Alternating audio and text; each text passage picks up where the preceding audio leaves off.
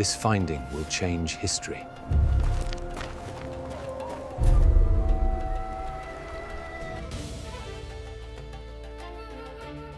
The sun over Nag Hammadi was a merciless hammer, beating the dust of ages into the very air. Heat shimmered above the trenches, turning the desert into a wavering mirage. In the shadow of the deepest cut, Professor Alistair Finch knelt with the weary patience of a man who had spent his life coaxing secrets from the ground. For weeks his trowel had found only pottery shards and broken bones, the detritus of forgotten lives. Today it struck something that rang differently, a dull, promising tunk. Alistair froze, sweat beaded at his temple and slid into one eye, but he didn't blink. He moved the trowel aside and worked with his fingers, pushing back the compacted sand until his fingertips brushed stone, cool and smooth. "Karim!" he called, voice cracking in the empty trench. His foreman's head appeared at the edge, outlined against the blazing sky. "Yes, ya ustaz!" Karim slid down on practiced feet, the packed spoil soil crumbling under his heels. His white galabeah was already streaked with ochre dust. "I've hit something carved, not a block." Alistair's voice had a suppressed tremor. "Help me clear around it. Slowly." Karim's dark eyes brightened. "Inshallah, it is a good one." They worked in silence, trading the trowel for brushes for breath. Bit by bit, the sand loosened and fell away. A curve emerged first, a cheek, impossibly serene, a nose, straight and fine, closed eyes framed by lids carved with such delicacy that they seemed merely sleeping. The face was basalt, dark as wet ink under the dust. "By God!" Karim whispered. "He looks alive!" The object was small, no more than 2 feet high, but heavy, dense with centuries. They cleared the shoulders, arms folded loosely in the lap, hands resting on knees. A seated figure, robed with a hood pulled back bare inches from the crown of the head. A sage, or a monk perhaps. But it was the base that stole Alistair's breath. Instead of hieroglyphs or demotic script, the plinth was wrapped in tight, spiraling bands of letters, etched with astonishing precision as though wound around an invisible axis. "This is—" Alistair leaned in, squinting through his spectacles. The letters resolved into familiar shapes. Alpha, Lambda, Upsilon, Kappa. "Coptic," he murmured. "Coptic Greek, here, in this stratum?" Karim frowned. "Not pharaonic, then?" "No." Alistair's fingers hovered above the lines, afraid to touch. "Much later, 3rd, 4th century after Christ, perhaps. Gnostic period." His heart thudded in his chest. "We may have something very rare indeed." Karim's eyes narrowed thoughtfully. "The men will want to see, and the guards, they will talk." "They always do," Alistair said absently. "But let's get him out first." Together, using padded straps and careful leverage, they cradled the figure from its sandy tomb. The basalt caught the sun and seemed to deepen, absorbing light instead of reflecting it. The sage's expression didn't change, peaceful, detached, as if the centuries had meant nothing. On the base, the script coiled inward in a spiral, tighter and tighter, vanishing into a point beneath the statue. Alistair felt a prickle at the back of his neck. "Let's get him under cover," he said, "and for now, say only that we found a small statue of late date. Nothing more." Karim gave him a knowing look. "Until Cairo hears, you mean?" "Until I know what we're dealing with." Karim nodded, and together they carried the basalt sage toward the canvas awning that flapped at the edge of the trench. The improvised field lab where Alistair kept his notebooks, reference volumes, and, most precious of all, his kerosene lamp. As they walked, the sage's face seemed to tilt slightly toward the desert horizon, toward the shimmering line where the sun met the distant limestone cliffs. As though it remembered something out there, that night the camp settled into its familiar chorus. The soft murmur of the workers around their cook fire, the occasional bray of a donkey, the hiss and pop of the lamp on Alistair's table. Moths battered themselves senseless against the glass chimney, drawn to the promise of a star they could never reach. Alistair sat hunched over the basalt statue, sleeves rolled up, spectacles slipping down his nose. On the table around him lay sheets of paper already crowded with careful transliterations, arrows and marginal notes. He had begun with the outermost ring. "Jesus," he whispered, tracing a line. "Sophia, Pleroma, these are Gnostic terms, Karim. Karim lounged in a camp chair just outside the halo of lamplight, rolling a cigarette. So it is Christian, not in any way the bishops in Alexandria would recognize? Alistair dipped his pen, the nib scratching across the page. Gnostics were dissidents, heretics, depending on whom you ask. They believed salvation came not from faith alone, but from knowledge, gnosis, hidden truths about the nature of reality. He paused, reading a line again, lips moving. This part, the Brotherhood of the Starless Flame. I've never seen that title before. Karim exhaled smoke toward the darkness. Starless flame? That sounds wrong. Fire without light. Or a light that cannot be seen with ordinary eyes, Alistair said, half to himself. Listen to this. Let it be known that Lycomedes, seeker of the height beyond height, passed through the first veil and became as one without shadow. Lycomedes, Karim repeated. Is that the man whose face we see? I think so. Alistair squinted at the next line. The text calls him the sage of silence and anointed listener. It describes an initiation, an ordeal in something called the Chamber of Whispers. He read aloud, translating on the fly. There the aspirant stands in darkness until every doubt speaks, and every fear finds a tongue. He hears the voices that accuse, you are a fraud, your seeking is vanity, your questions are rebellion against the maker of the world. He hears the voices that tempt, take the gold, take the honor, take the seat at the table of kings. Abandon the lonely path of gnosis. Karim shifted uneasily. We have a saying, who listens too long in the dark hears his own jinn. Like this, yes? Quite like this. Alistair's pen slowed. It says he stood for 3 days, that only when the whispers grew tired and fell silent did he discover he could also be silent. That the chorus of voices was not the truth, only an echo he had mistaken for himself. And this is written on his base? Karim gestured at the statue. Yes, more than that, I think this spiral is a whole narrative, coiling inward, a kind of pilgrimage in words.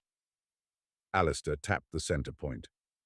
I suspect the innermost lines speak of what came after the first veil. Karim leaned forward. And what came after? I haven't reached them yet. Karim grunted. You think the Frenchman will let you take your time? Alistair's jaw tightened. Monsieur Dubois, the regional inspector from the French-led Antiquities Service, had a habit of arriving whenever the most interesting finds were made. Officially, Alistair said, this expedition is under the auspices of the Antiquities Service. Unofficially, Lucien Dubois would prefer that any discovery of note flatter his career more than mine. They say he likes gold more than broken pots, Karim said dryly. I've heard the same. Alistair reached for his tea, now tepid. Let him come. This text is as fragile as the lamp's wick. It could be misread, misused. He looked at the sage's carved face.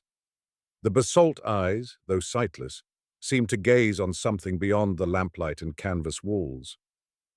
We should know what it says, Alistair murmured, before the rest of the world starts making up stories. He worked until his eyes watered. The spiral of script demanded a strange kind of attention. It resisted being read linearly, tugging at his mind, drawing him inward as if the text itself wanted to be followed like a path. Greek letters formed Coptic words, spiced with strange loanwords. Syriac, perhaps, and something older, darker, that he couldn't place. By the time the lamp burned low, he had translated enough to sketch the outline of the tale. Lycomedes was a seeker, but not of treasure or power. He had left the bustling cities of the Nile, he wrote, disgusted with the merchants and priests who had turned faith into barter. He came to the desert to find a silence that was not merely the absence of noise. In the chamber of whispers, some hidden cell within a monastery, perhaps, the brothers of a secret fellowship had left him alone for 3 days. They fed him only water and a crust of bread. In the pitch black, his mind had become a lantern for its own shadows. Accusations, temptations, fears, an entire tribunal convened in his skull. The text was precise, clinical even, in its description of the psychological ordeal. A Gnostic therapy of the soul. On the second night, Lycomedes had cried out, "If I am nothing but a tangle of voices, then who listens?" On the third, he stopped answering them. He emerged from the chamber without whisper, the text said, and the shadows lay like broken reeds at his feet. Only then did the Brotherhood admit him to the second veil. The spiral's inner lines were damaged. Alistair traced where the letters dissolved into pitted stone. "Damn!" he muttered. He reached for his magnifying glass, adjusting the angle of the lamp to catch the faintest indentations. For a moment, his thumb pressed down on a tiny rosette carved into the sage's lap, no bigger than a fingernail. There was a soft click. He jerked his hand back, heart skipping. "Karim!" Karim, who had been dozing just outside, sat up. "What is it?" Alistair could barely speak. A hairline seam had appeared around the statue's midsection, so subtle it was all but invisible under the encrusted dirt. "It's hollow," he whispered. They exchanged a glance. Then, very carefully, Alistair slid his fingernails into the seam and lifted. The upper body of the sage rose a fraction, then came free like the lid of a jar. Inside, nestled in a cavity lined with smooth stone, lay a tightly rolled cylinder of darkened papyrus, no larger than a man's thumb. "By all the saints," Alistair breathed. "They hid something inside him." "Another text?" Karim asked. "Let's hope so." Together, they transferred the scroll to a padded tray. Alistair's hands shook as he prepared a solution to soften the ancient fibers. This was a delicate task. One false move, and the papyrus could crumble into dust. "You should sleep, Ustaz," Karim said quietly. "Your eyes are red like an old dog's." "As soon as I know what this is," Alistair said. The papyrus uncurled grudgingly, like a creature reluctant to wake. Lines of ink, a brown so dark it was almost black, wound across it in the same tightly packed hand as the statue's base. Alistair leaned close, the smell of ancient papyrus, old leather and dust and something faintly sweet, filling his nostrils. "The second veil," he read. "So this is the continuation." Karim sat on the edge of the table now, forgotten cigarette burning down between his fingers. "What does it say?"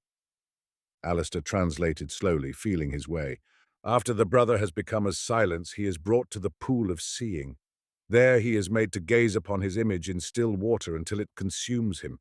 The features blur, the eyes sink, the flesh melts, and only the design remains, the lattice that the archons built as a cage."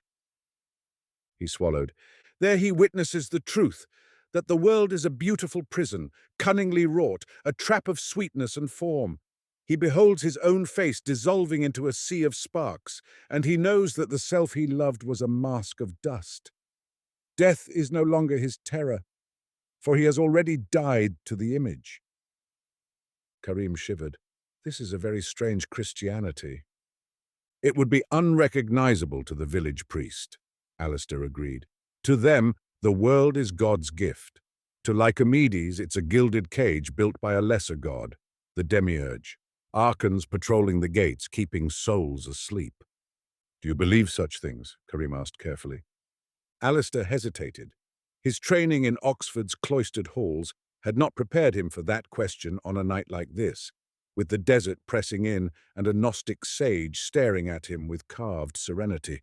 "I believe men will go to great lengths," he said finally, "to explain why the world feels wrong." Karim nodded slowly. "Or to make it feel more right." Outside, a jackal yipped, thin and distant. Alistair dipped his pen again. "There is more. Lycomedes speaks of a third veil, but the description cuts off. The rest is missing." "Missing?" Karim's eyes flicked involuntarily to the statue, as if the basalt sage might have swallowed another secret. "Either the scribe did not copy it," Alistair said, "or it was removed. Listen." And when he had passed through the second veil, they spoke to him of the third, which no tongue can describe, for in that place— He tapped the brittle edge where the fibers frayed. "Nothing more. So there is a chamber of whispers, a pool." Karim ticked them off on his fingers. "Where is the pool of seeing? Where is this chamber? Are they here in these hills? Possibly. Alistair's mind raced. Hidden recesses in the cliffs above Nag Hammadi, hermit cells, monastic caves. He had climbed some, peered into others. How many had he dismissed as unremarkable? Or, he added, they might never have existed except as symbols. Gnostics loved allegory. Karim stood, stretching his back. Symbols or not, the Frenchman will want this scroll as much as the statue. Maybe more. Yes, Alistair said quietly, which is why we'll keep this discovery between us for now. Karim gave him a long, appraising look. You put yourself in danger, you know this? I know, Alistair looked down at the papyrus. But for once, the story should belong to someone who can read it before it's locked away in a museum drawer and mislabeled as late Christian text, miscellaneous. Karim smiled faintly. You are a very proud man for one who reads about humility. I'm an archaeologist, Alistair said. We're all cursed with a little vanity. Our job is to listen to the dead and then tell the living what was said. I'd like to be accurate. Karim snorted. Very well. Your secret is safe with me. But tomorrow... He jerked his chin toward the hazy east, where the sky was just beginning to pale. Tomorrow, Cairo will hear the whispers too. The motorcar arrived as the sun climbed above the cliffs, a coughing beast stirring up a plume of dust that rolled over the camp. Men paused in their tasks to watch it approach, sleeves shielding their mouths. Alistair emerged from the tent, blinking in the harsh light. His head throbbed from too little sleep. The car door swung open. Monsieur Lucien Dubois stepped out, immaculate as always in a linen suit that had never met dust it liked. His waxed moustache curved like accent marks above a thin, practiced smile. Professor Finch, he called, spreading his arms as if greeting a dear friend. I hear you have been busy without me. Dubois, Alistair said, forcing cordiality. To what do we owe the honor? Dubois adjusted his hat. Rumors travel faster than official reports, my dear professor.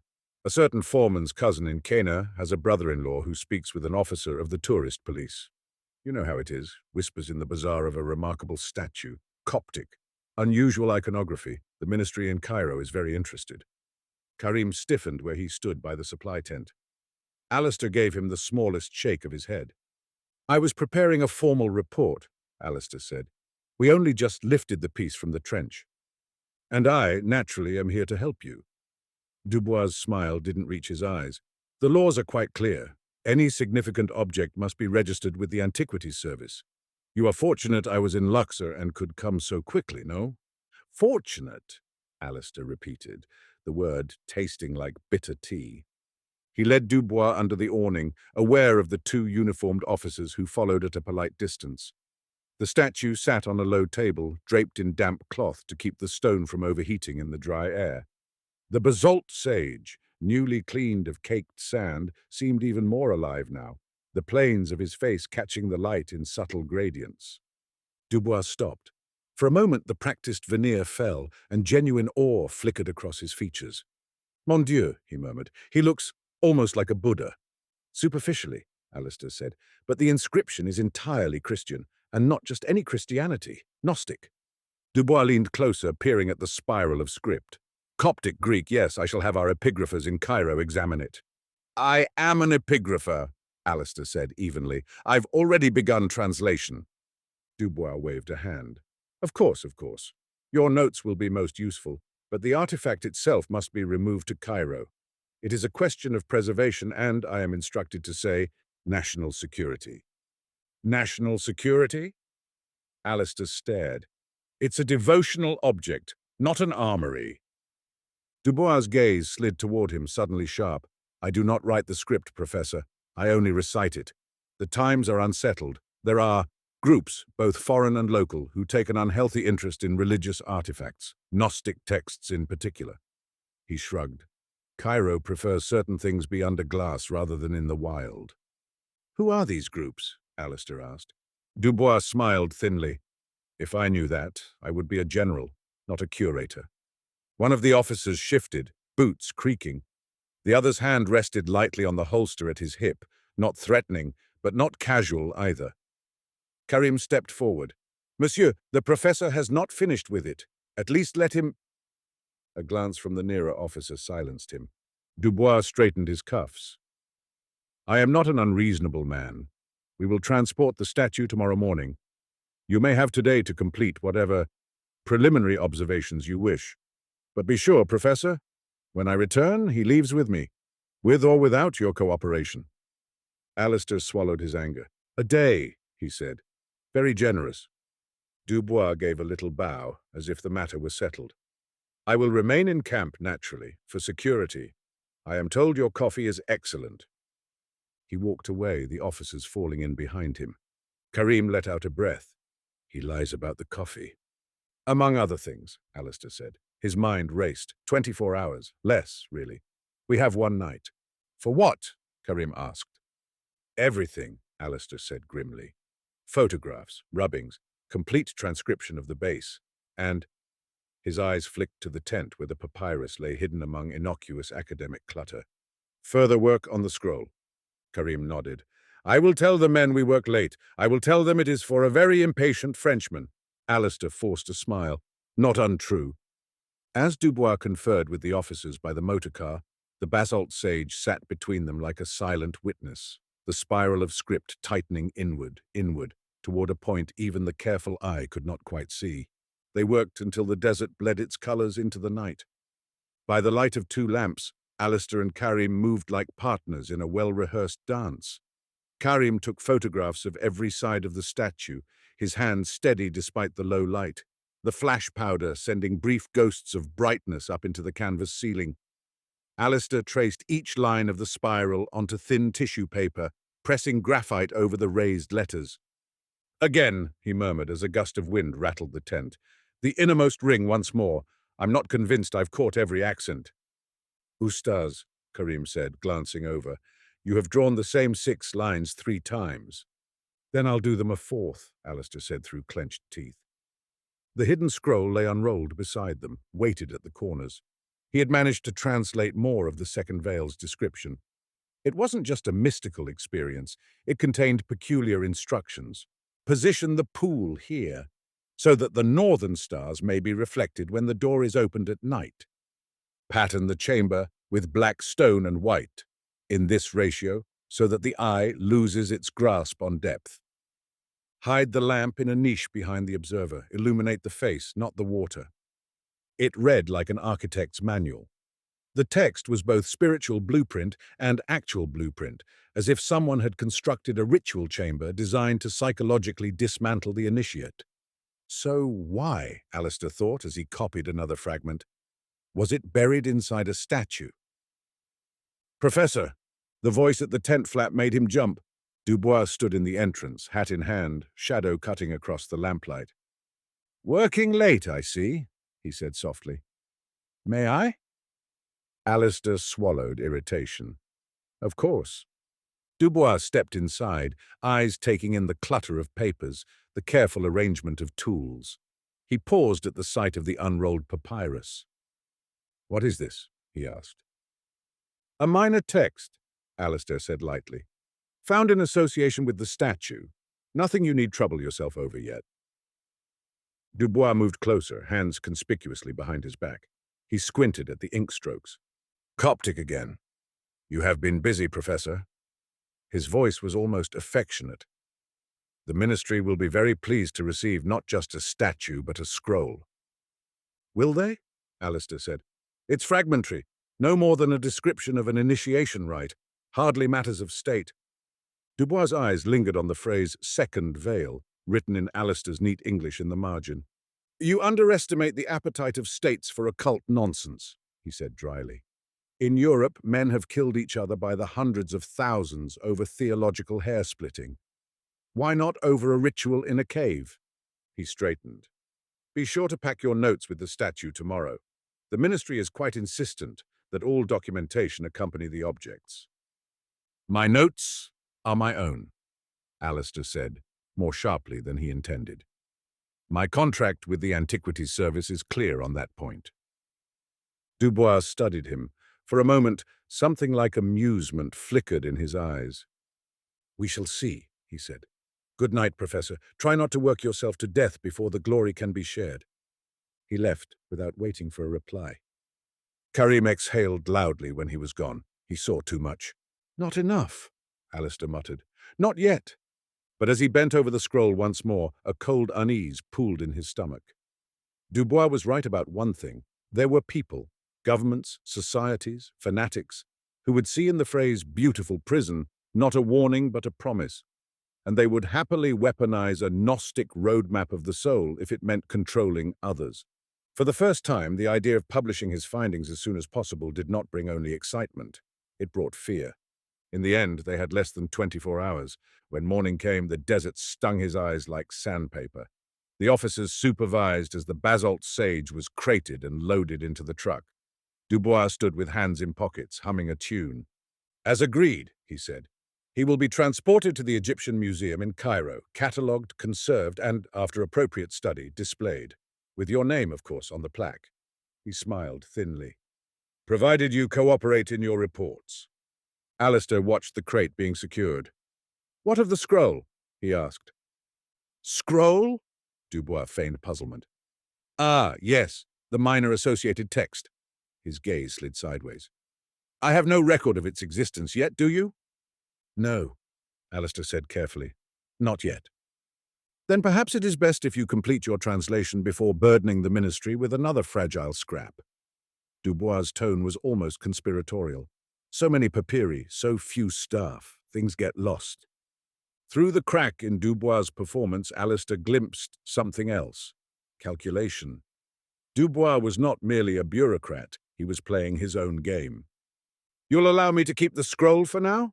Alistair asked slowly. I will pretend I never saw it, Dubois said. On one condition. Which is? Dubois' smile thinned. When your translation is complete, you send a copy to my office, directly, before you publish. I wish to understand exactly what sensitivities the statue carries before the newspapers start babbling about cults in the desert and books of forbidden wisdom. He waved at the crate. They will make up enough as it is. Alistair hesitated. It was a small compromise on the face of it. Share the translation with Dubois before the world. A matter of weeks, perhaps. Very well, he said. Dubois clapped him lightly on the shoulder. Excellent, see? We are colleagues after all. He paused, then added, almost casually, and Professor, guard that little scroll well.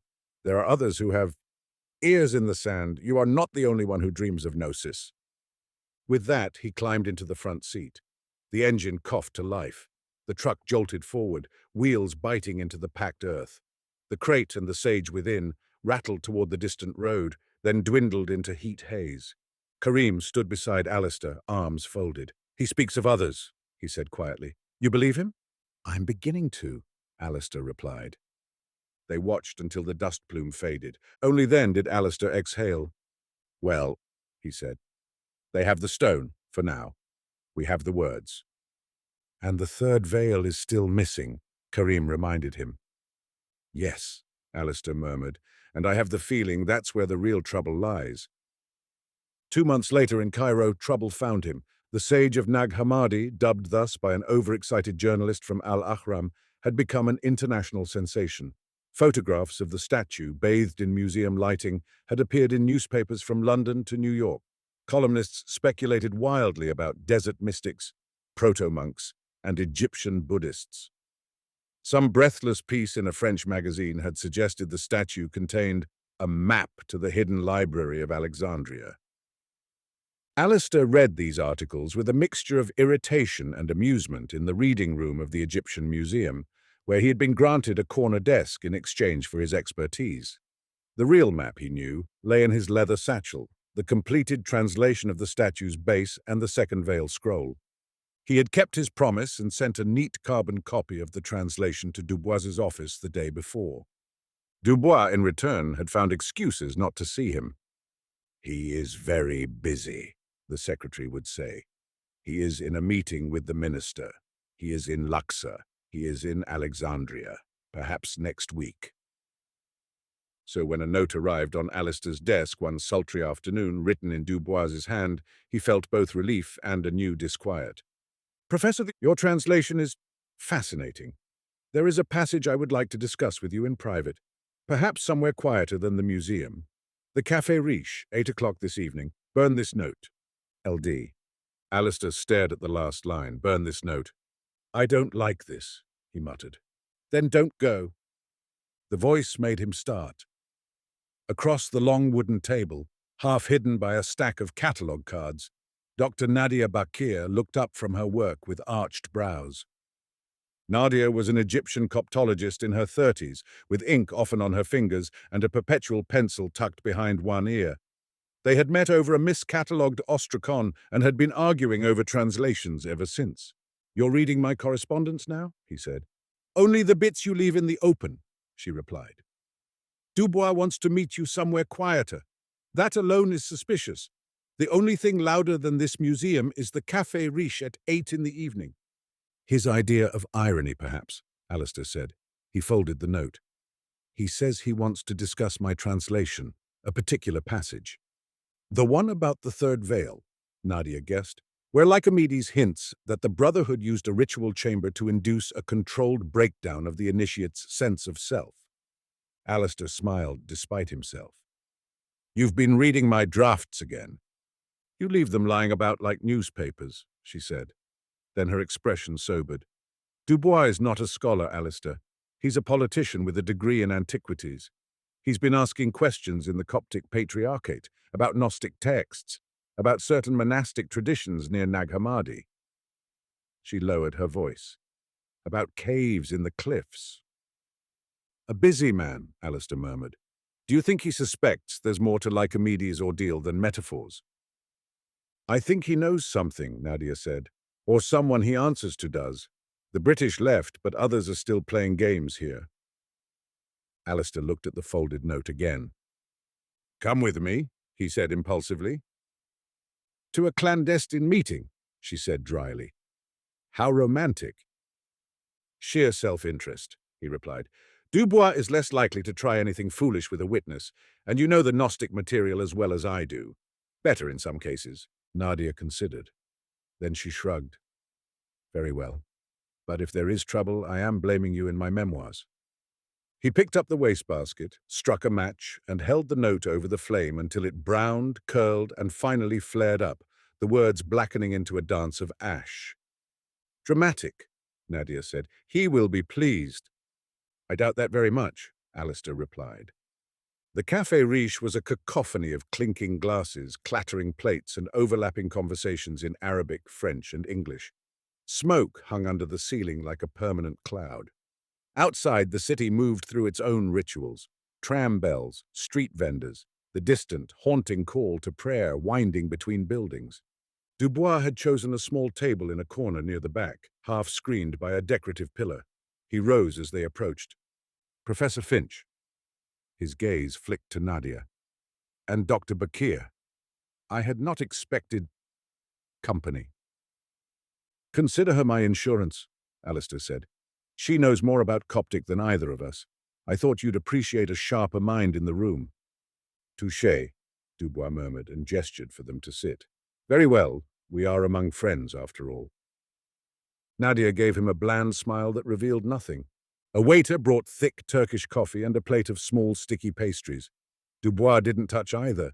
His fingers drummed a silent rhythm on the table. I received your translation, he said without preamble. I read it twice. Then I sent copies, as I am obligated to certain parties in the Ministry of Culture and the Interior. And then, he smiled humorlessly, interesting things began happening. Such as? Nadia asked. Dubois glanced around, then lowered his voice. Strange visitors, men with no official positions asking to see the statue after hours. Foreigners with letters from organizations I have never heard of, one called the Hermetic Society of the Pleroma, another the Order of Starry Wisdom. Absurd, but with signatures from influential people in Europe and America. A priest from the Coptic Church, very old, asking not to see the statue, but to know whether it spoke of a third veil. Nadia stiffened. And, Dubois added, an anonymous phone call in the middle of the night, advising me that, for the stability of Egypt and the peace of the world, the contents of your translation should not be made public. Alistair snorted. We've had centuries of wars and revolutions without Gnostic statues. I doubt Lycomedes will tip the balance.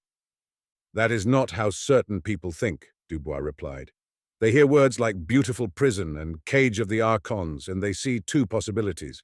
Either it is nonsense and therefore harmless, or, he leaned in, it is a code. A code for what? Nadia asked. Dubois hesitated. Some think it encodes the location of a lost library, others the site of a relic, a weapon even. Something hidden by heretics that could upset what you British like to call the balance of power. Alistair stared at him. That's absurd. The text is a spiritual manual, not a treasure map. Is it? Nadia said slowly. Both men turned to her. You yourself noted, she said to Alistair, that the second veil does more than describe an inner experience. It includes architectural instructions, orientation of a chamber, placement of a pool, the angle of a door so that the northern stars reflect at certain times. That's ritual detail, Alistair protested. Symbolism. Symbolism can be double-coded, Nadia replied. In some Egyptian temples, alignments with Sirius or Orion served both religious and calendrical functions. Why not here? A Gnostic group could encode the location of their sanctuary within the text of a spiritual ordeal. Dubois nodded. Quite so. And if that sanctuary contains more texts like the ones found at Nag Hammadi 2 years ago, some in Cairo, and in Rome and in London, would prefer they never see daylight. Alistair glanced at Nadia. The codices were found near here, he said. Nah, Nadia corrected. Further north near the Jabal al-Ṭarif cliffs, but close enough to suggest that this region was a hive of Gnostic activity. Texts like the Apocryphon of John, the Gospel of Thomas, the Hypostasis of the Archons, all discovered in that jar of codices. You know how rattled the church was by the very idea of new gospels. Imagine if a brotherhood of the starless flame left its own library hidden in some cave. And you think this third veil might point to it? Alistair asked. Some people clearly do, Dubois said. Hence the letters, the visits, and the phone call. He reached into his inner pocket and took out a folded sheet of paper. I went back to the statue, he said, alone one night. I examined the spiral inscription again, not as prose this time, but as pattern. I counted letters, marked repetitions. There is a secondary structure. Alistair felt a thrill despite himself. A cipher, a kind of acrostic, Dubois said. Certain letters taken at regular intervals along the spiral spell out phrases in abbreviated Coptic. Rock of Lycomedes. Third gate. Mother's wound. And this, he slid the paper to Alistair. This line, path from the Nag to the star. Nag being, I suspect, a shorthand for Nag Hammadi. To the star, Nadia read over Alistair's shoulder. Which star? The text seems to associate the third veil with a star that never sets, a pole star, Dubois said. But in their cosmology, that may be metaphorical. The fixed point in a turning sphere, the immovable in the midst of change. And national security, Alistair asked quietly. How does that fit into your deciphering? Dubois smiled thinly. When governments hear the word hidden coupled with library and heretics, they grow nervous. Heresy breeds revolutions. Revolutions breed instability. But if I am honest, he sipped his coffee at last, grimacing at the bitterness, I care less about the politicians and priests, and more about the private collectors and secret orders, those who would take whatever we find and hoard it. You're afraid someone will get there first, Nadia said. I am afraid, Dubois said, that someone already has a head start. He looked at Alistair. You and I stand at the edge of something, Professor. You have the second veil. The statue hints at the third, and somewhere between the cliffs of Nag Hammadi and the stars above them, a path waits. Do you intend to follow it? Alistair held his gaze. If there is a hidden chamber or a library, it belongs to the world's understanding, not to any one group's vault. But I will not search for it under the ministry's flag if their first impulse is to suppress it. Dubois' moustache twitched. Spoken like a true academic revolutionary. Nadia snorted softly. Let us speak plainly, Dubois said. I can, with some creative accounting, secure permits for a survey of monastic caves in the Nag Hammadi region. Officially, you will be documenting late antique hermitages.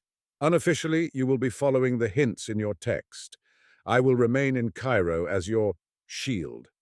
I will keep the more excitable parties occupied, telling them that the matter is being handled appropriately. And in return? Alistair asked. In return, Dubois said, I ask that whatever you find is documented thoroughly, photographed, copied, so that if, when, it is taken from us, there will still be a record. Knowledge, as your Gnostics would say, is the only treasure that cannot be confiscated. Nadia looked between them. And if there is nothing there? If the third veil is only a metaphor for some mystical annihilation of the self? Then we have spent a few weeks climbing in beautiful cliffs and arguing about translations, Dubois said. No great loss. Alistair felt the old, familiar thrill in his chest, that mixture of fear and exhilaration that came whenever he stood on the brink of a new unknown. An archaeological dig was always a gamble. You could peel back layers for months and find nothing, or you could nudge aside a handful of sand and find a face looking back at you across centuries. Karim will have to be told, he said. He knows the land. And we'll need a small team, volunteers we can trust. I will arrange the paperwork, Dubois said. Discreetly. Dr. Bakir, if you join us, will have experts in both field archaeology and Coptic texts on site. That will be reassuring to certain people. Nadia raised an eyebrow. You want me there as a reassurance? I want you there, Dubois said, because I suspect you won't let either of us do anything too stupid. She considered him, then shrugged.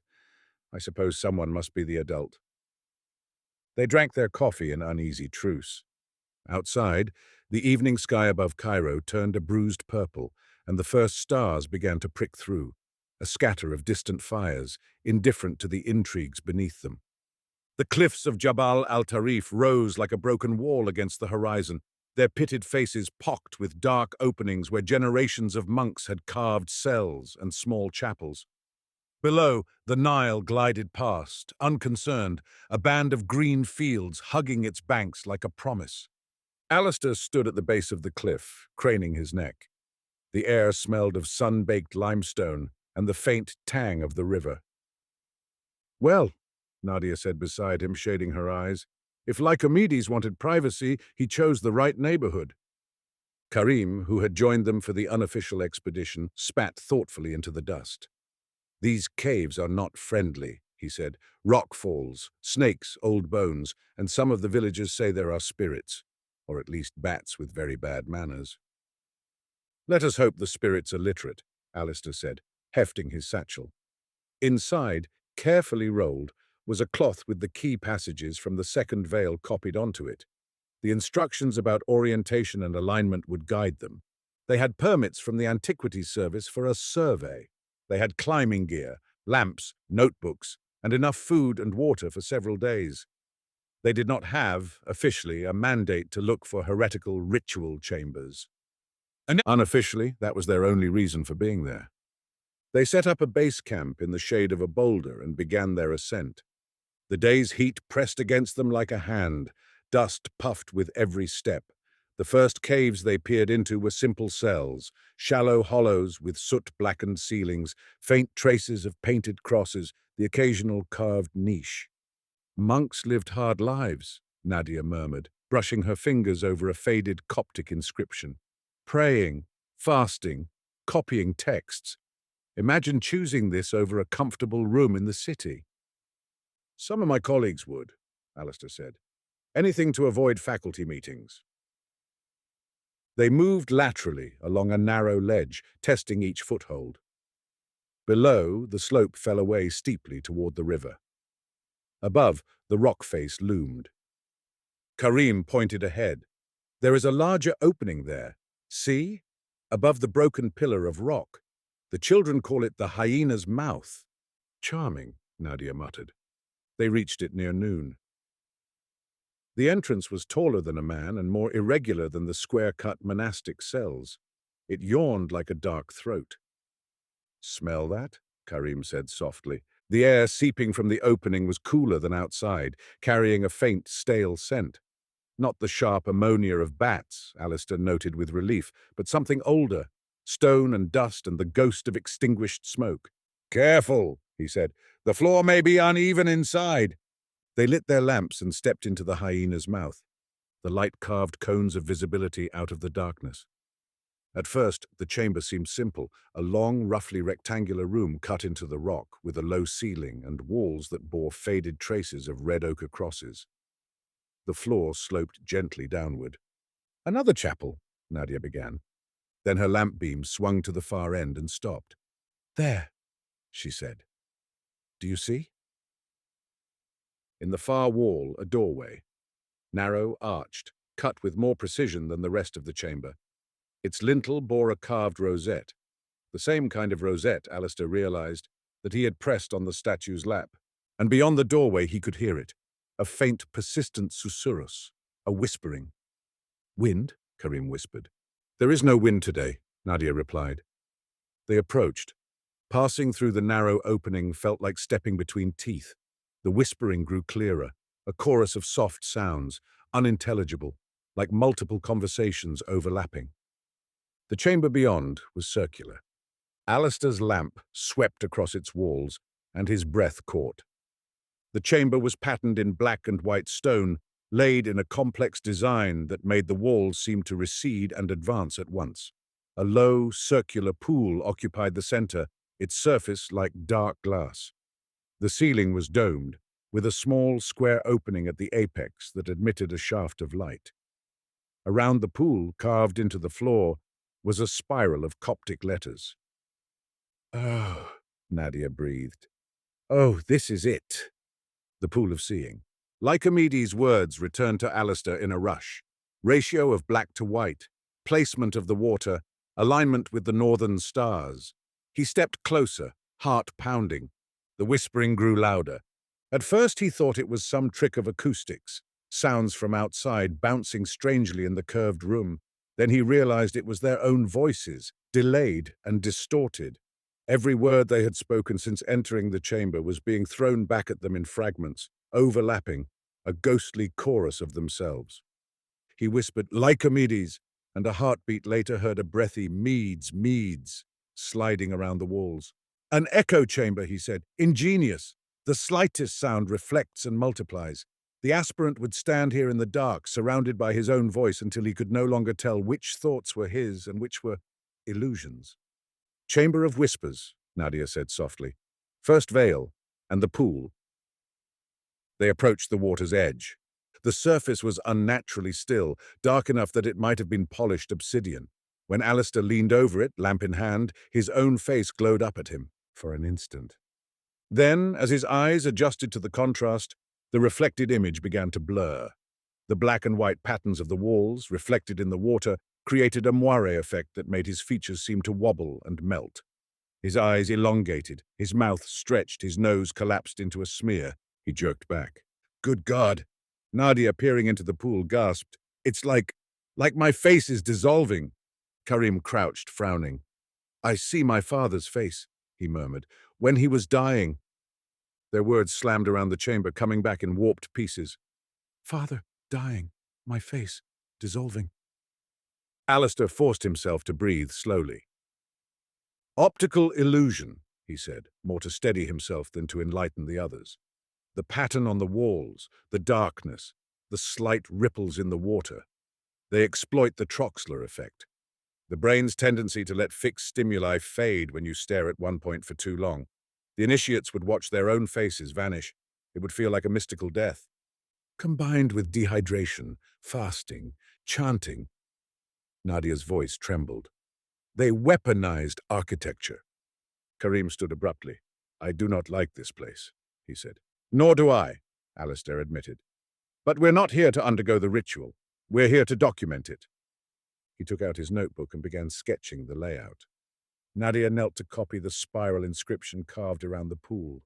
The phrases echoed Lycomedes's account. Face to flame, self to sparks, prisoner's pattern.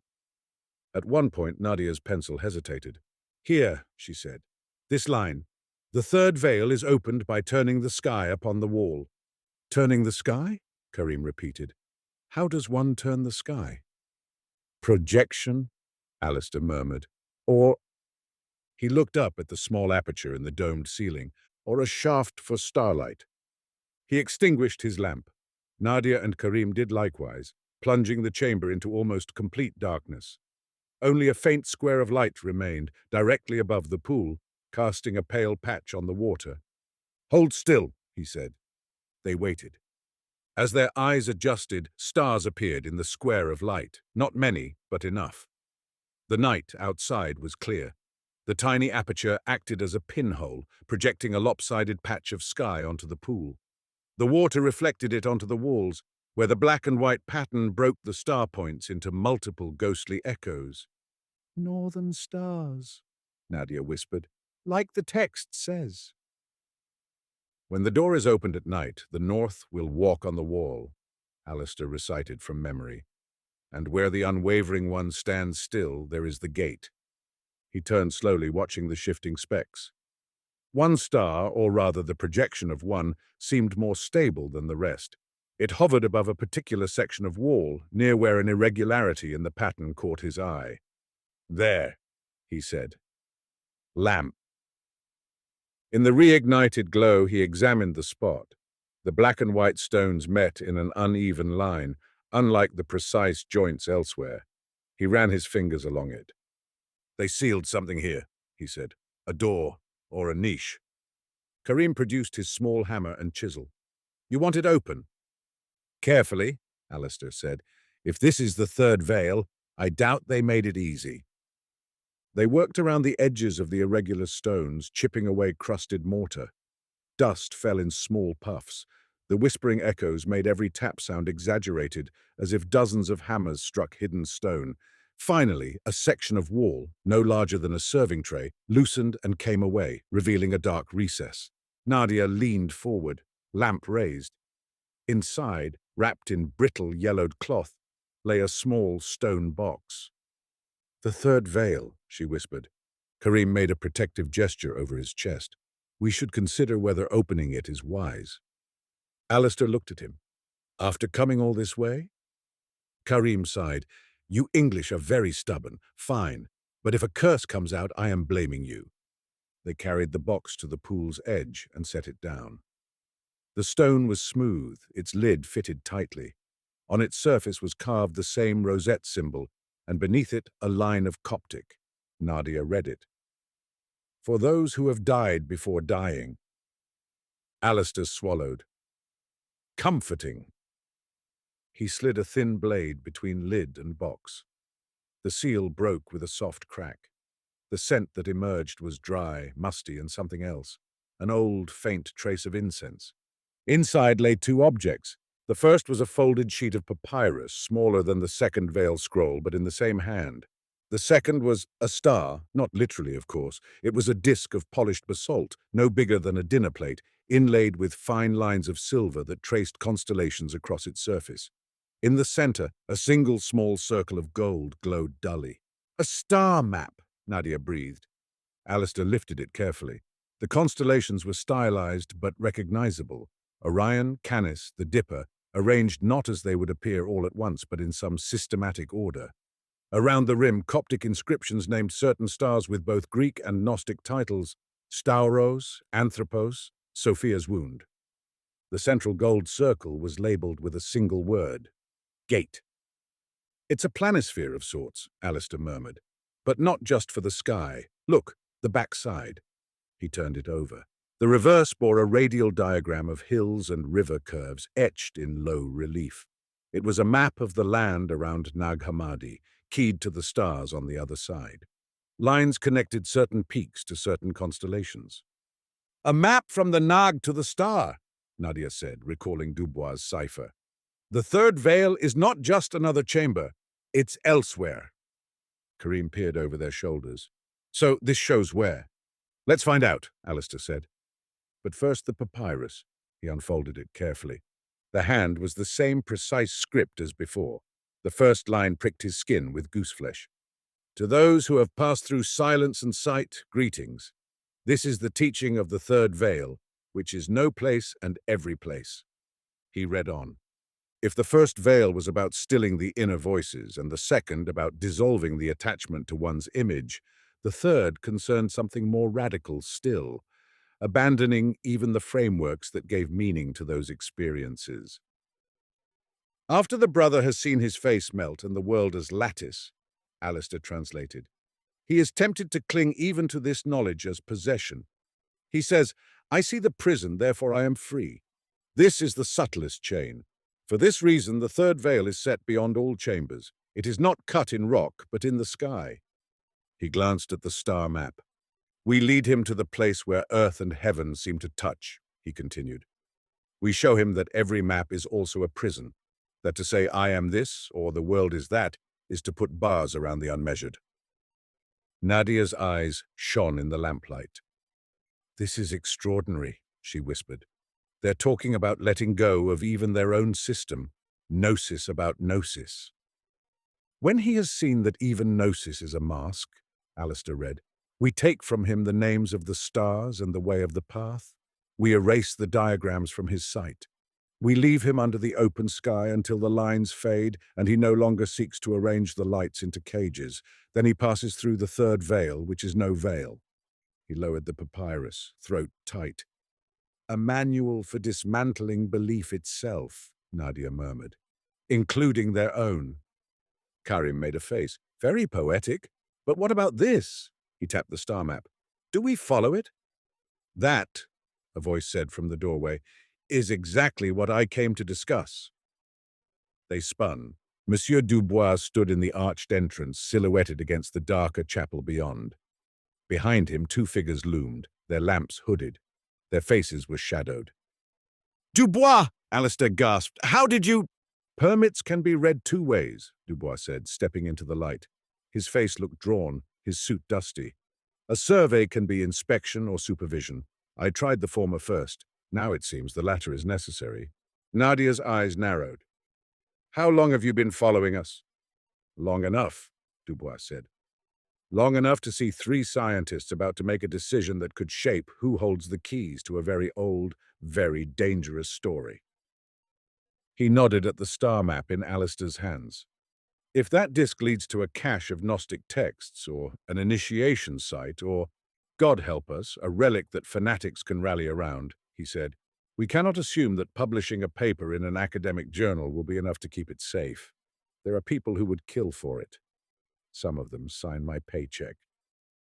Then why are you here? Nadia demanded. To take it from us? To hide it? Dubois hesitated. The two men behind him shifted, their lamplight revealing their uniforms. Not police, but military. Egyptian, but with insignia that Alistair didn't recognize. Officially, Dubois said, I am here to ensure that anything you find is secured under state protection. Unofficially, he stepped closer, his gaze flicking between the papyrus and the map. Unofficially, I am here to ensure that whatever is found does not become another weapon in the hands of men who see the world only in terms of power. Like you? Karim asked bluntly. Dubois' mouth twisted. I am many things, Monsieur Karim, a bureaucrat, an opportunist, but I have had my fill of ideologues. I saw too many flags change in Europe in the last decade, Gnostic texts, whether they are mystical nonsense or profound insights into the human mind, are tinder in the right or wrong hands. He looked at Alistair. So, he said, we stand at the third veil. Do we pass through? Do we follow the map to wherever Lycomedes and his brothers hid their final secret? Or do we put it back in the wall, report the pool and the chamber as interesting monastic architecture, and pray no one else reads your translation too closely? Silence thickened. The chamber's whispers picked up their breathing, their shifting feet, magnifying small sounds into a distant murmur. Alistair felt the weight of the star map like a stone and a promise. He thought of nights in Oxford, hunched over texts in dim libraries, of younger students who thought archaeology was about treasure, only to learn it was about fragments, context, and the slow work of connecting dots, of standing in the desert with the basalt sage, feeling the tug of the spiral script. This is what we do, he said quietly. We follow traces, we uncover. We try to understand. We cannot unsee what we've seen. If we walk away now, someone else will come. Someone less scrupulous, less interested in context. Nadia nodded slowly. If the Brotherhood of the Starless Flame went to such lengths to both encode and undermine their own teachings, perhaps the best we can do is honor that ambiguity. Document everything. Make sure no one group can control the narrative. Karim shrugged. I do not like caves, he said, or maps that call themselves Third Veil. But if you two go, I go. Someone must carry the water and tell the jokes. Dubois sighed. I was afraid you'd say that. He looked tired, older than Alistair had ever seen him. Very well, he said. Then we proceed. But we proceed as if the Archons were real and watching, cautiously, and we make sure that when we step through this third veil, we don't hand the keys to any would-be demiurge. He turned to the soldiers. You will accompany us as porters and guards, he told them. Nothing more. No radio calls without my permission. No specimens taken without being logged. The soldiers exchanged skeptical glances but nodded. Nadia folded the third veil papyrus carefully and slid it into a protective tube. Alistair wrapped the star map in cloth and returned it to the stone box. We'll need to examine this more closely back at camp, he said. Match its land contours to our survey maps. The third veil is not a single place. It's a relationship between sky and earth. We must read both sides at once. Karim hefted the box. Then let us leave this whispering pit, he said, before I start hearing my mother tell me to find a normal job. They retraced their steps through the hyena's mouth, emerging blinking into the harsh light. The sky above Nag Hammadi stretched cloudless and blue, indifferent to the maps men scratched beneath it. Somewhere, Alistair thought, Lycomedes had stood under such a sky and watched his own belief system dissolve, star by star, until even the map of the heavens seemed like a cage. He wondered, not for the first time, whether some knowledge was meant to be lost. Then he shook the thought away. Archaeologists did not get to choose which questions history asked of them. They only decided which answers to record. Back in camp, the star map became their new scripture, spread on a table under an awning, anchored with stones against the desert breeze. The basalt disc glinted dully as Alistair and Nadia hovered over it. Karim brought tea and occasional caustic commentary. Dubois paced at the camp's edge, occasionally snapping at the soldiers who muttered amongst themselves. The land contours match the topography north of here, Nadia said, tracing a shallow curve on the map's reverse. See? This bend in the river, this ridgeline, they've stylized it, but not beyond recognition. The constellations on the front are arranged not as in one night sky, but as a sequence across the year, Alistair added. Look at the small marks beside each, numbers in Coptic. They could indicate months or decades, a precession of sorts. Precession? Karim asked. The slow wobble of the Earth's axis, Nadia said.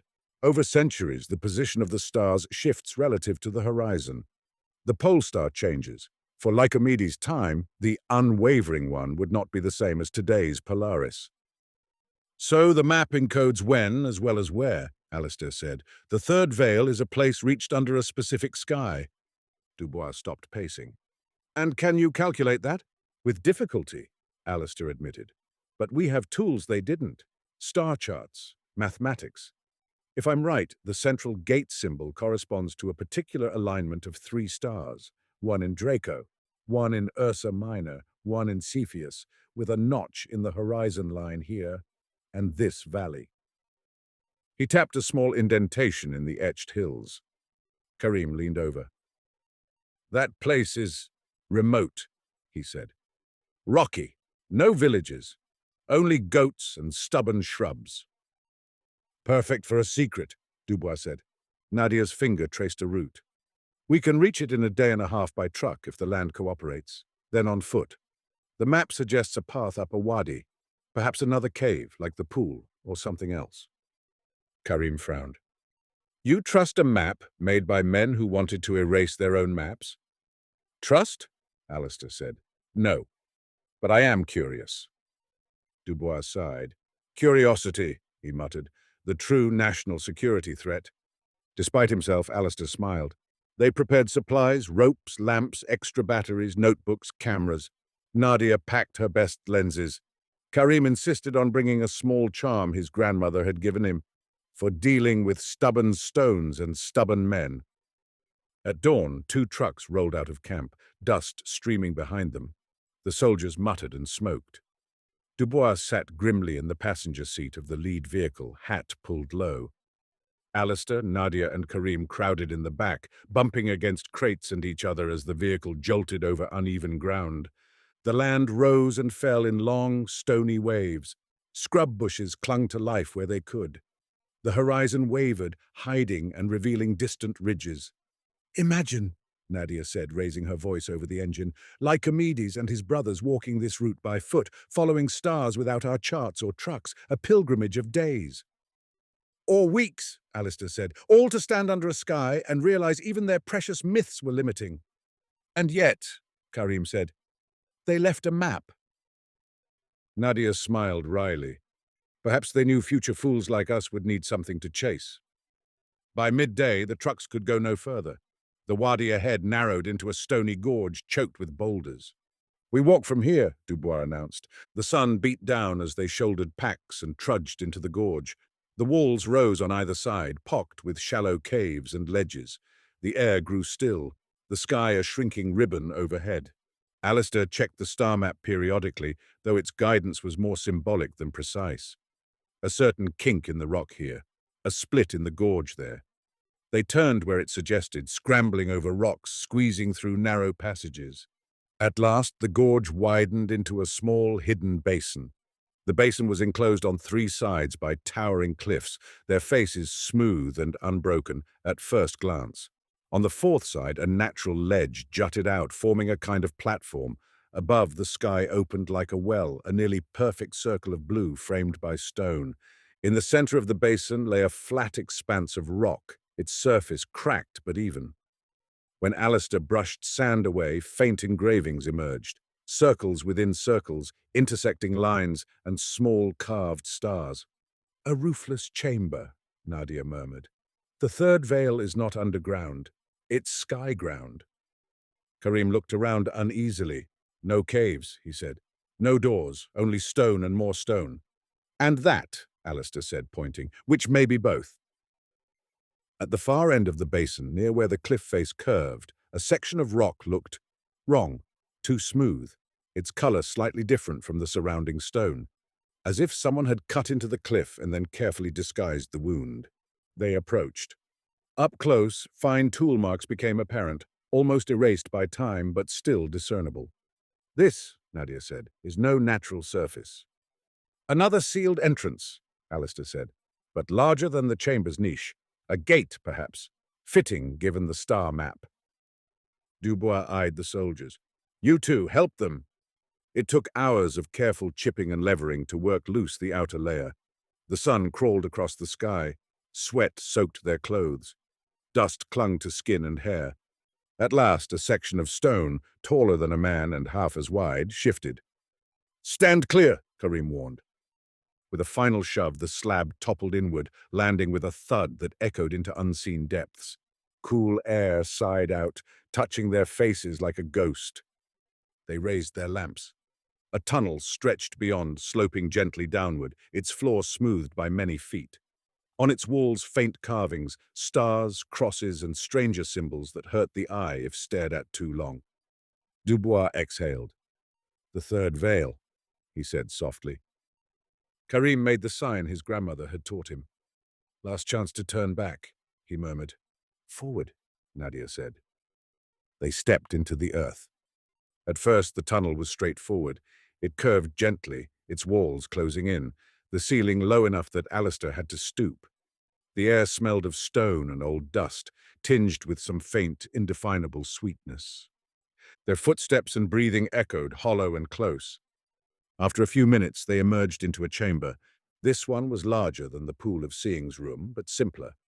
Its floor was bare stone. Its walls were adorned with a few carvings at eye level. A figure with outstretched arms surrounded by radiating lines, an empty circle, a ladder ascending into nothing, no pool, no echo trick. No obvious architectural trap. Underwhelming, Karim said, then immediately winced as his voice reverberated faintly. Nadia walked to the center of the chamber, lamp held high. There are no obvious altars, she said. No niches, no inscriptions beyond these. If this is the third veil, it is deliberately featureless. Maybe that's the point, Alistair said. No veil. A space stripped of cues. The initiate, after his previous ordeals, might have expected more theatrics. Instead, nothing. He would be confronted only with himself, or the lack thereof. Philosophical, Dubois muttered, but not exactly the Library of Alexandria. Perhaps there is more, Nadia said. Sometimes the simplest spaces hide the cleverest devices. She examined the floor, running her fingers along a faint seam. There, barely visible, were lines dividing the floor into large squares. A grid, she murmured, like paving stones, but the joints are unusually tight. Trapdoor, Karim suggested. Perhaps, she said, or a resonant plate. What happens if we... She stomped lightly. A low humming note thrummed through the chamber. Stone vibrated underfoot, just enough to be felt. Dubois stiffened. Let's not experiment too enthusiastically. Alistair crouched and pressed his palm to the floor. The vibration was subtle but present, a steady, almost musical hum. Resonant stone, he said. Some kind of sounding board, activated by weight. If enough people stood here, chanting, the whole floor might resonate, inducing a trance. Again, architecture as apparatus, Nadia said. A machine for changing consciousness. Karim sighed. Your heretics were very industrious. Alistair stood. Well, we've found the chamber. We can document it, take measurements, photographs. Nadia interrupted. There's something else. She was staring at the far wall, where her lamp had picked up a faint, barely there line of characters. Writing, she said. Very shallow, as if the carver didn't want it to be easily seen. Alistair joined her, squinting. The letters were minute, their strokes fine as hair. They formed a single line across the wall at shoulder height. Nadia traced it, whispering the Coptic. Whoever reads these words and thinks he understands has not yet passed through, she translated. Whoever chooses to leave now leaves with knowledge. Whoever goes on goes without it. Without knowledge, Karim repeated. Then what is the point? That is the point, Nadia said softly. To abandon even this, to let go of the framework, the explanations, the cosmology. The third veil is about unknowing. Dubois frowned. Unknowing may be spiritually satisfying, but it is hell for archivists. Alistair felt a peculiar chill. That's why they hid the map, he said slowly. They needed it to find the way here, but once the initiate passed through, they would take it from him. Destroy it, perhaps, so that he couldn't cling to the path as proof of his enlightenment. And yet, Nadia said, gesturing to the disc in Alistair's satchel, at least one copy survived. Maybe Lycomedes refused to let his map be destroyed, Karim said.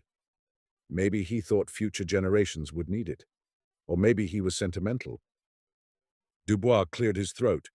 We have seen enough to understand the principles of this place, he said. We have confirmed its existence, documented its main features. There is no library of texts here, no obvious relic. Only an apparatus for mystics. The national security threat is manageable. Unless someone decides to start a cult around it, Karim murmured. Nadia shot Dubois a sharp look. So what now? Do we seal it? Call in the ministry? Publish? Dubois' expression was complicated. If we seal it, he said, and keep it secret, we become exactly what the Brotherhood feared. Gatekeepers, deciding who may pass through. If we publish without care, we invite every charlatan and fanatic to come here and invent rituals. Either way, we meddle in something that has already outlived empires. He looked at Alistair. You are the archaeologist. What is your instinct? Alistair thought of the basalt sage in Cairo behind glass, of tourists pressing their faces to the case, reading plaques, mispronouncing Nag Hammadi, of scholars debating footnotes in journals, of clandestine groups whispering in lodges. convinced they alone understood the true meaning of the texts. "My instinct," he said slowly, "is to tell the truth, but not all at once. To publish descriptions of the first and second veil chambers in detail, their architecture, their place in late antique monasticism. To mention a further site whose exact location is withheld for conservation. To deposit full records, including maps and this star disk, in multiple archives across different countries, so that no single institution can bury them." Nadia nodded. "Distribute the knowledge. Make it harder for anyone to monopolize it. Let the third veil remain, in practice, what it was in theory, a challenge, not a tourist attraction." Karim grinned. "And we three, and our Frenchmen, become the only fools who have seen it in person."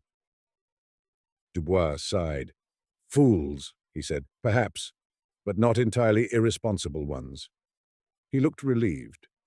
It struck Alistair that Dubois had been fearing an answer that required more lies, more denials, more subterfuge. "Very well," Dubois said. "We will write our reports accordingly. Ritual complex near Nag Hammadi. Details to follow.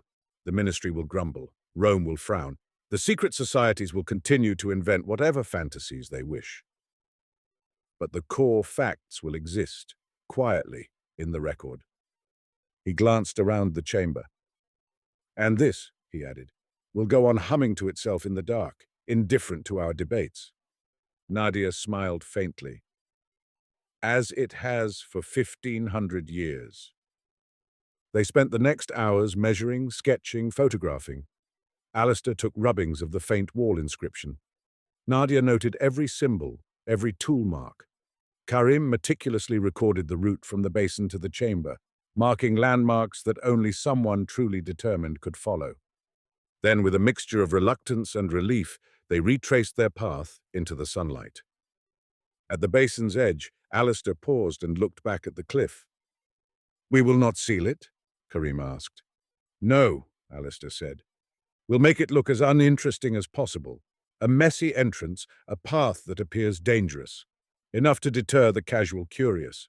The rest will be up to those who come after.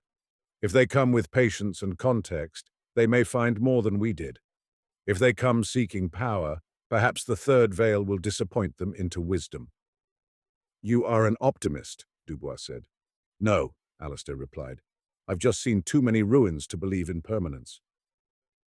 They returned to the trucks under a sky that seemed somehow less like a map and more like an unanswered question. Months later, back in Cairo, the world moved on. Newspaper headlines turned to other things: political upheavals, diplomatic crises, a celebrity's scandalous affair. The sage of Nag Hammadi's brief flare of public fascination dimmed. The basalt statue remained in his glass case, serene and small beneath the museum's high ceilings, a plaque proclaiming him seated Gnostic sage, Nag Hammadi, 4th century CE.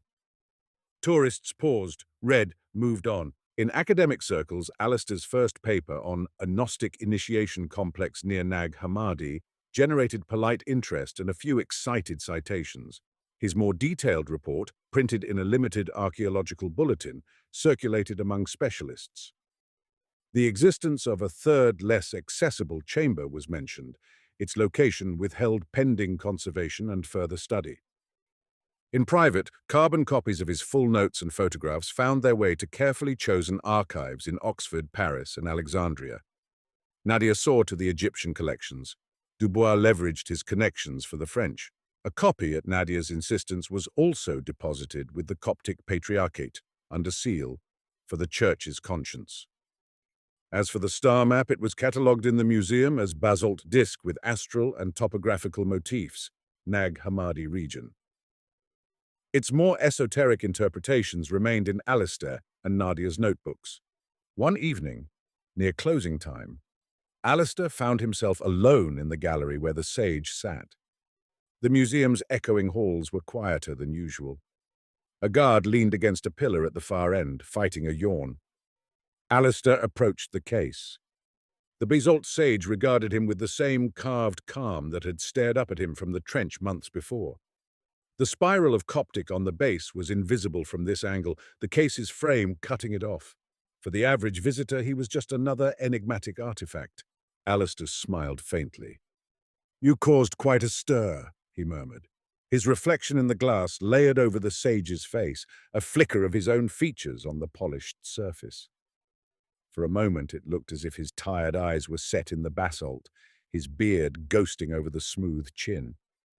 He thought of the pool of seeing, of his own face dissolving into pattern, of the third veil's blankness, of Lycomedes standing under a cold, star-sprinkled sky, letting go even of the stories that had brought him there.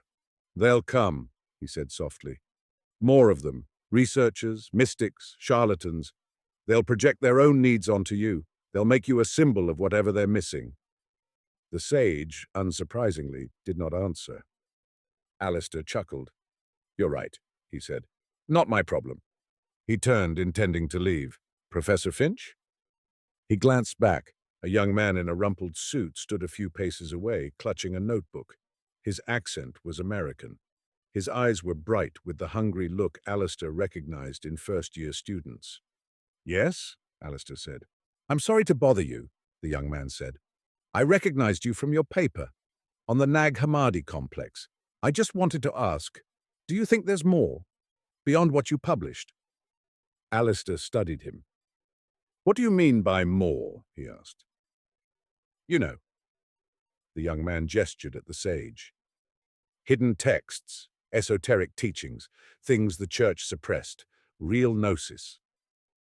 Nadia's voice echoed in his memory. "Knowledge about knowledge, gnosis about gnosis." "There is always more," Alistair said finally. "But it may not be what you expect. The deeper you go, the less there is to hold on to. The people who carved these rituals weren't looking for new dogmas. They were trying to dismantle the ones they had." The young man frowned. "I don't understand." "Good," Alistair said gently. "That's a start." He scribbled a reference on the corner of a receipt from his pocket. "Read that," he said, handing it over. "A study on the psychological effects of sensory deprivation. And this." He jotted another title. "A paper on perception and pattern recognition. Then read the Apocryphon of John. After that, come back and look at him again." The young man took the paper, baffled but intrigued. "Thank you, Professor," he said. As he walked away, Alistair turned once more to the sage. "They can have the stone," he murmured, echoing words he had spoken long ago at the edge of a trench. "They can have the mystery." He stepped closer, speaking in a voice too low for the guard to hear. "But you and I," he said to Lycomedes' carved face, "we know the real treasure isn't buried in the sand. It's in the way the mind unknots itself. In the moment a man looks at the world and realizes the bars of his cage are made of his own convictions." From outside, faint through the thick walls, came the call to prayer, weaving its way through Cairo's noisy streets. Alistair listened, head bowed. For a heartbeat, the museum, the city, the centuries between him and Lycomedes seemed very thin. Then the guard coughed, lights flickered, and the spell broke. Alistair straightened, tucked his notebook under his arm, and walked toward the exit. Outside, the evening sky over Cairo was hazy with pollution and electric light, but a few determined stars still shone through, a reminder that above maps and myths and museums, the universe went on, vast and indifferent. He lifted his eyes to them and smiled. Somewhere out beyond those pinpricks of fire, beyond even the stories men told about them, lay a silence deeper than the chamber of whispers, a darkness more honest than any ritual. Lycomedes had named it the pleroma, the fullness. Alistair, archaeologist and reluctant student of Gnostics, didn't presume to name it at all. He simply walked into the Cairo night, carrying with him the knowledge that some mysteries were not there to be solved, only to be listened to, and that sometimes the bravest act was not to pierce every veil, but to know when to stop and look up and let the stars be stars.